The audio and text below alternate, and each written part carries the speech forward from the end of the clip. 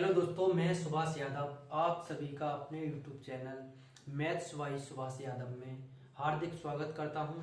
प्यारे दोस्तों, आज हम फिजिक्स के कुछ फॉर्मूले, इम्पोर्टेंट फॉर्मूले कराने जा रहे हैं जो कि क्लास 10 से रिलेटेड हैं। सभी फॉर्मूलों को देखेंगे आज। सब्जेक्ट फिजिक्स, सब्जेक्ट फिजिक्स, जिसमें क्लास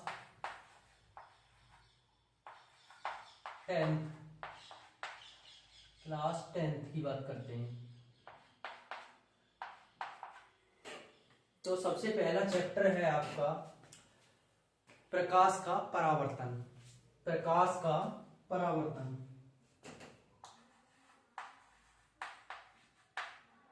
प्रकाश का परावर्तन।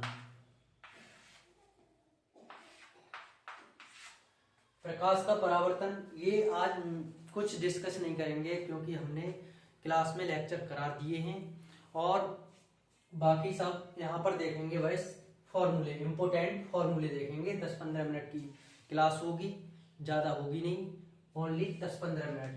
तो देखते हैं। सबसे पहला फॉर्मूला है दर्पण। दर्पण का फॉर्मूला, दर्पण का फॉर्मूला क्या है? दर्पण का सूत्र यहाँ पे लिखेंगे। दर्पण का सूत्र, दर्पण के सूत्र की बात करेंगे तो 1/f बराबर 1/b माइनस 1/u। जहां f क्या है? फोकस दूरी। f क्या है? फोकस दूरी। b क्या है? प्रतिबिंब, प्रतिबिंब की दूरी, प्रतिबिंब की दूरी। u क्या है? वस्तु की दूरी, वस्तु की दूरी। ठीक। अब इसमें दर्पण दो प्रकार के होते हैं। एक होता है अवतल दर्पण और एक उत्तल दर्पण। अवतल दर्पण के लिए नंबर 1 अवतल दर्पण।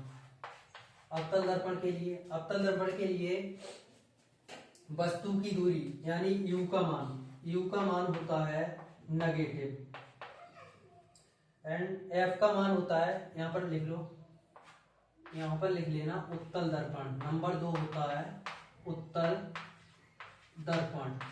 ठीक, सॉरी, उत्तल दर्पण। उत्तल दर्पण के लिए u का मान होता है नेगेटिव। इसमें ये भी नेगेटिव होता है, मतलब अवतल दर्पण में भी वस्तु का मान, वस्तु की दूरी नेगेटिव होगी और उत्तल दर्पण में भी वस्तु की दूरी नेगेटिव होगी। अब f का मान फोकस दूरी भी क्या होगी इसमें? अवतल दर्पण में नेगेटिव। अब इमेज की दूरी, प्रतिबिंब की दूरी देखेंगे। प्रतिबिंब की दूरी भी क्या होगी? नेगेटिव, माइनस होगी। उसके बाद आते हैं अब उत्तल दर्पण में। उत्तल दर्पण में f का मान क्या होगा? नेगेटिव होगा। ठीक है। और उसके बाद प्रतिबिंब का मान कैसा होगा? पॉजिटिव होगा। इसमें पॉजिटिव होगा। हाँ सॉरी, इसमें ये भी पॉजिटिव होगा। क्या होगा? इसमें उत्तल दर्पण में फोकस दूरी पॉजिटिव होगी, v का मान पॉजिटिव होगा, u का मान इसमें अवतल दर्पण में नेगेटिव होगा। अवतल दर्पण में f का मान नेगेटिव होगा, b का मान नेगेटिव और पॉजिटिव दोनों होंगे। इसमें क्या होंगे? दोनों, नेगेटिव पॉजिटिव, पॉजिटिव भी होगा। यदि नेगेटिव है तो वास्तविक होगा। इमेज कैसी बनेगी? वास्तविक बनेगी। यहां पर लिख दें वास्तविक, वास्तविक, और वास्तविक होगी और यहां पर आभासी होगी। आभासी, आभासी और सीधी। ठीक है, आभासी और सीधी। अब आगे चलते हैं, मिटाने को देख लें। ठीक है, इतना आ गया समझ में प्यारे बच्चों? जहाँ कहीं नहीं आए समझ में तो वहां पर कमेंट करना प्लीज। ये हो गया उत्तल दर्पण और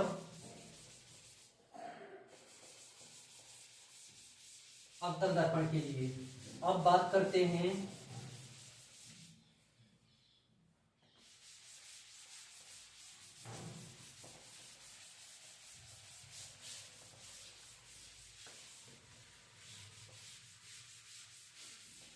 अगली बात करते हैं आवर्धन क्षमता, या फिर बोल सकते हैं एक और होता है फॉर्मूला, फॉर्मूला नंबर 2।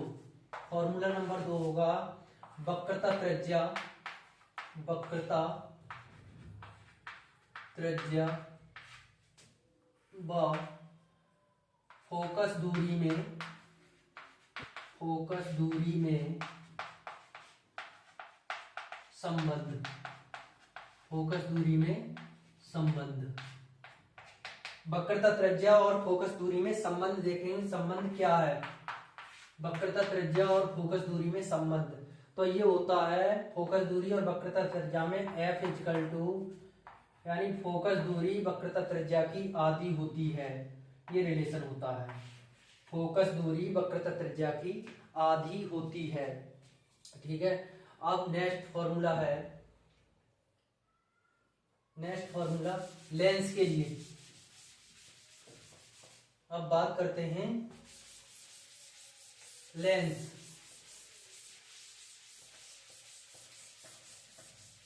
लेंस की बात करते हैं, सॉरी अभी तो एक फॉर्मूला और रह गया है क्वेश्चन, मतलब फॉर्मूला नंबर 3। इसको आवर्धन क्षमता कहते हैं, आवर्धन क्षमता, आवर्धन क्षमता। आवर्धन क्षमता m इक्वल टू क्या होता है? प्रतिबिंब की लंबाई बटे ऑब्जेक्ट यानी वस्तु की लंबाई, और एक होता है m इक्वल टू माइनस का b बटे u। ये फॉर्मूला होते हैं आवर्धन क्षमता के। आवर्धन क्षमता के फॉर्मूला याद हो जाएंगे, ठीक है। और उसके बाद नंबर 4 फॉर्मूला है लेंस के लिए। लेंस का सूत्र, लेंस का सूत्र लिख लो।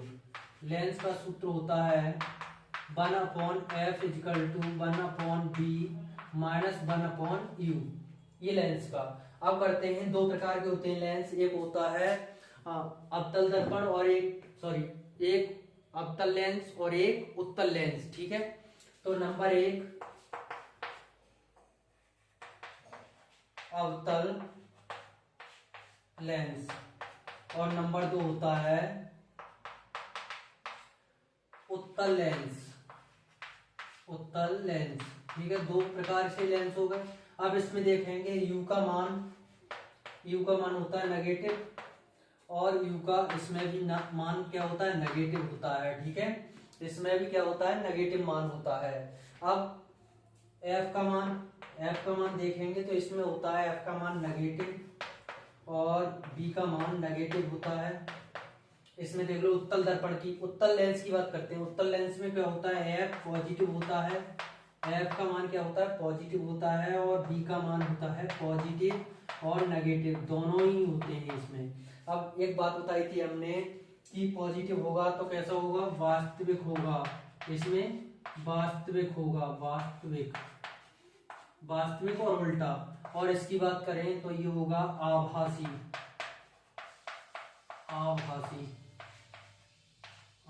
ठीक है। यहां तक नोट करो और उसके बाद फिर कराते हैं। एक बार देख लें कैसा लिखा जा रहा है, अच्छा लग रहा है, नाइस, ठीक। अगला फॉर्मूला होगा इसकी आवर्धन क्षमता का।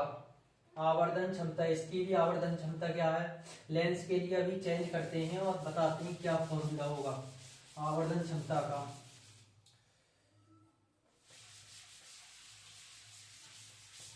आवर्धन क्षमता का बस इतना चेंज करना है कि माइनस हटा देना है। सेम दर्पण का फॉर्मूला होता है उसी टाइप का ये भी होता है। आवर्धन क्षमता का लेंस में ये फॉर्मूला होता है, तो इसमें नेगेटिव हटा देंगे तो ये लेंस का हो जाएगा, ठीक है। उसके बाद आता है यदि m का मान पॉजिटिव है, यदि m का मान पॉजिटिव है या फिर m का मान नेगेटिव है तो कैसा होगा, यानी इमेज जो बनेगी वो कैसी बनेगी। तो ये पॉजिटिव होगा तो आभासी, आभासी व सीधा, और इसमें नेगेटिव होगा तो वास्तविक व उल्टा। ठीक, इतना आ गया सबके समझ में। भाई एक बार कह देंगे, हाँ कमेंट में बताएंगे कि यहाँ पर नहीं आया समझ में, तो हम कमेंट में जवाब देंगे आपके लिए। ठीक है, उसके बाद देखते हैं प्यारे बच्चों अगला अगला फॉर्मूला देखेंगे।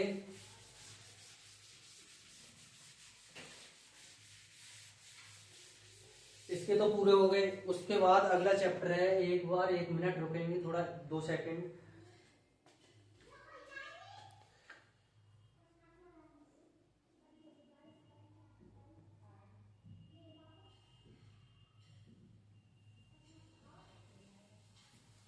साफ दिखाई दे रहा है, कोई परेशानी नहीं है। ओके, अगला चैप्टर होगा अपवर्तनांक वाला, प्रिज्म, जो प्रिज्म वगैरह होते हैं वो वाला चैप्टर होगा। उसमें बताते हैं क्या क्या हो सकता है इसमें।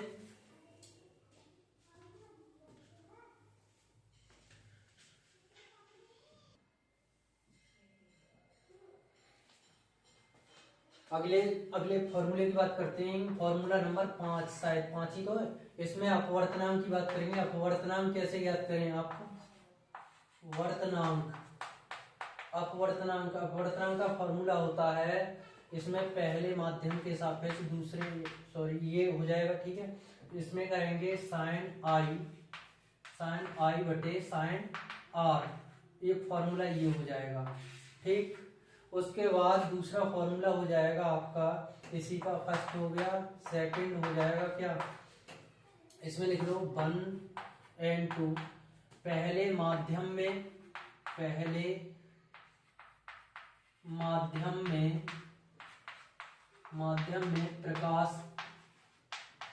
प्रकाश का वेग, पहले माध्यम में प्रकाश का वेग बटे दूसरे माध्यम में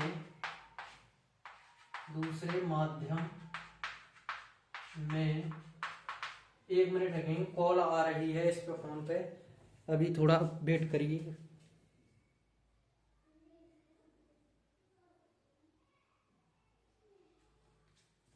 कोई नहीं, काट दिया हमने। दूसरे माध्यम में प्रकाश की चाल, पहले माध्यम में प्रकाश, हाँ चाल ही लिखो दोनों जगह, वेग मत लिखो,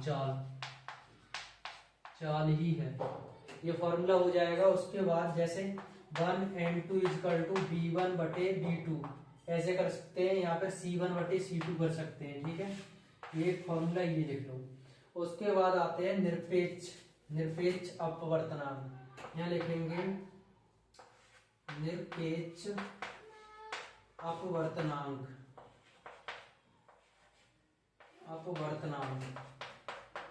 निरपेक्ष अपवर्तनांक की बात करेंगे तो ये हो जाएगा आपका n12 हो जाएगा, या फिर केवल n रहने दो, तो ये प्रकाश की चाल बटे माध्यम की चाल, ये फॉर्मूला ये लिख लो।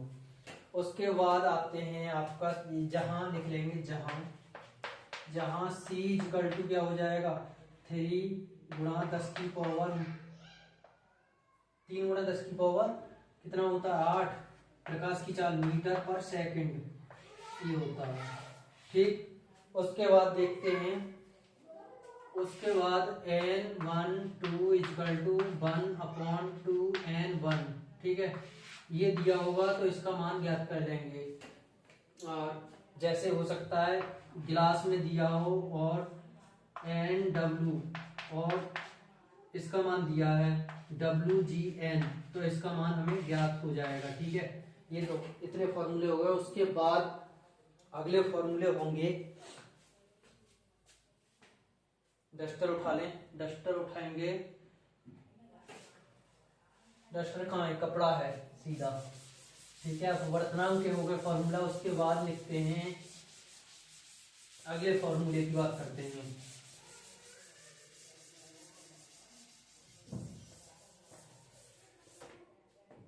सफेद हो गया पूरा, कपड़ा भी सफेद हो गया भाई, बोर्ड भी सफेद हो गया और कपड़ा भी सफेद हो गया।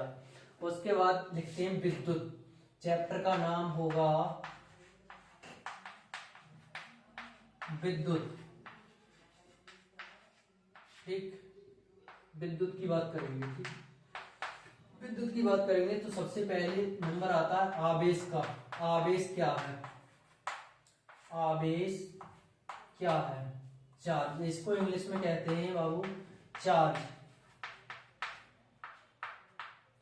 चार्ज की बात करेंगे तो इसको शो करते हैं क्यू से, और एक होता है फॉर्मूला एन ई, जहां एन इजकल टू तो होता ही है ई इजकल टू, तो इसको कूलाम में लिखो। ठीक है, एक फॉर्मूला ये हो गया।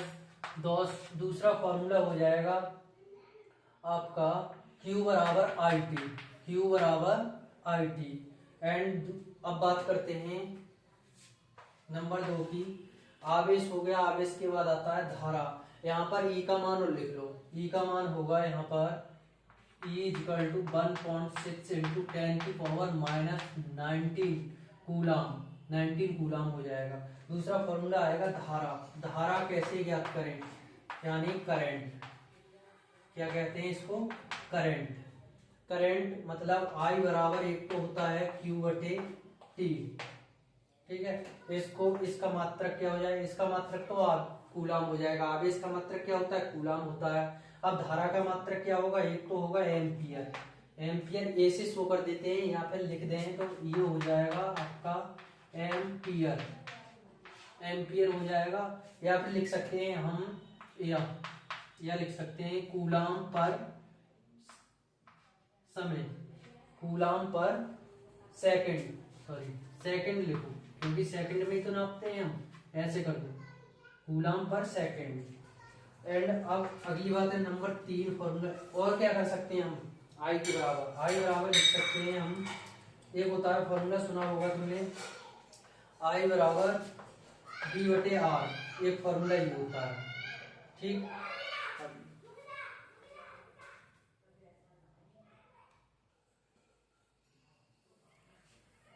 एक होता है बी, आई बराबर बी बटे आर। ठीक है, अब धारा हो गया। धारा के बाद आता है विभव। नंबर 3 आ गया विभव। विभव या फिर बोल सकते हैं विभवांतर। विभवांतर, विभवांतर। अब फॉर्मूले, अब डेफिनेशन सुनाए तो कोई फायदा नहीं है। वैसे देखा जाए तो ये होता है किसी, या फिर बोल सकते हैं विभव की डेफिनेशन होगी अनंत से किसी परीक्षण आवेश को किसी बिंदु आवेश या सोर्स आवेश के पास लाने में जो कार्य किया जाता है, सोर्स आवेश के पास लाने में जो कार्य किया जाता है, उस कार्य तथा उस आवेश के अनुपात को क्या कहते हैं? विभव कहते हैं। आवेश कौन सा होगा? परीक्षण आवेश होगा। ठीक, तो विभव V equal to W upon Q। Q naught से लिखते हैं इसे। ठीक, Q नॉट। अब इसका मात्रक की बात करते हैं। मात्रक हो जाएगा आपका वोल्ट। मात्रक क्या हो जाएगा? वोल्ट। या फिर कह सकते हैं या मात्रक एक ये भी हो सकता है, मात्रक इक्वल टू जूल पर कूलाम। क्या हो जाएगा? जूल पर कूलाम। एक मात्रक ये हो जाएगा। ठीक, उसके बाद बात करते हैं भाई, बोर्ड बहुत जल्दी भर जाता है, छोटा है नहीं, चलो कोई नहीं।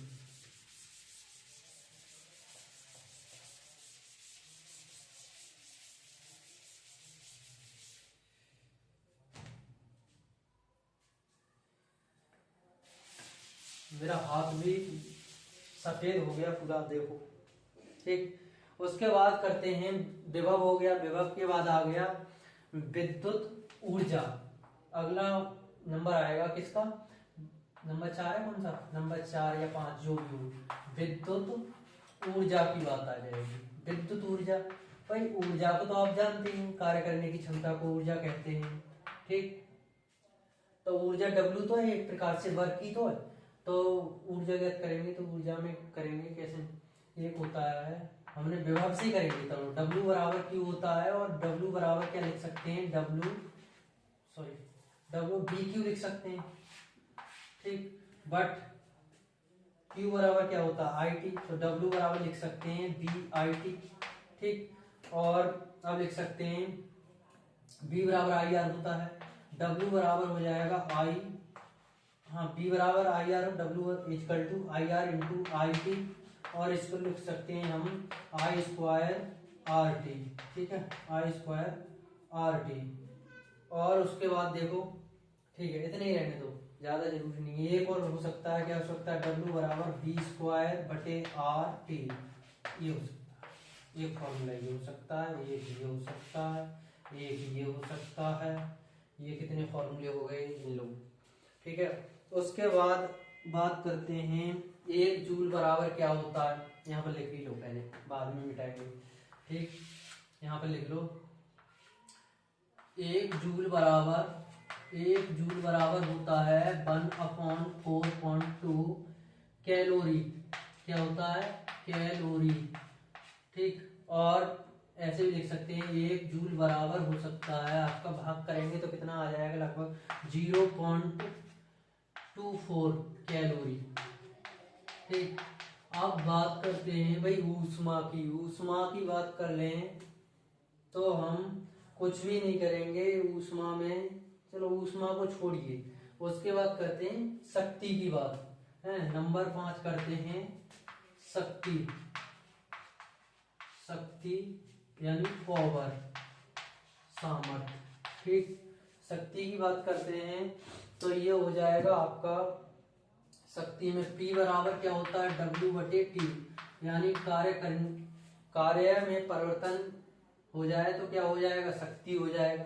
तो यहाँ से देखो क्या करेंगे, T को हटा देंगे, जहां जहां T है वो P का मान बन जाएगा, P इक्वल टू, यहाँ से T हटाएंगे तो BI हो जाएगा, ठीक है। यहाँ से T हटाएंगे तो ये I स्क्वायर R हो जाएगा, यहाँ से T हटाएंगे तो ये हो जाएगा P बराबर B स्क्वायर बटे R, ये फॉर्मूला इसके हो गए, ठीक। उसके बाद और बात करते हैं, इसको मिटाते हैं। अब बात चल रही है सिर्फ इसकी, शक्ति की बात चल रही है, तो शक्ति की बात करेंगे भाई, और क्या है। अब शक्ति के फॉर्मूले हो गए, शक्ति के बाद लिख पाएंगे आप, हो सकता है नंबर 6 आएगा, कौन सा, नंबर 6, 1 किलोवाट घंटा, किलोवाट घंटा क्या है भाई, किलोवाट घंटे की बात करेंगे, इसको लिख सकते हैं शॉर्ट में KWH लिख सकते हैं, ऊर्जा का मात्रक है, ये क्या है, ऊर्जा का मात्रक लिख देंगे क्या, ऊर्जा का मात्रक है, तो 1 किलोवाट घंटा इक्वल टू होता है 3.6 इंटू 10 की पावर 6 जूल, ये होता है 1 जूल, ये हो गया 1 किलोवाट घंटा इक्वल टू 3.6 इंटू 10 की पावर 6 जूल होता है। अब है नंबर 7 की बात करेंगे, इलेक्ट्रॉन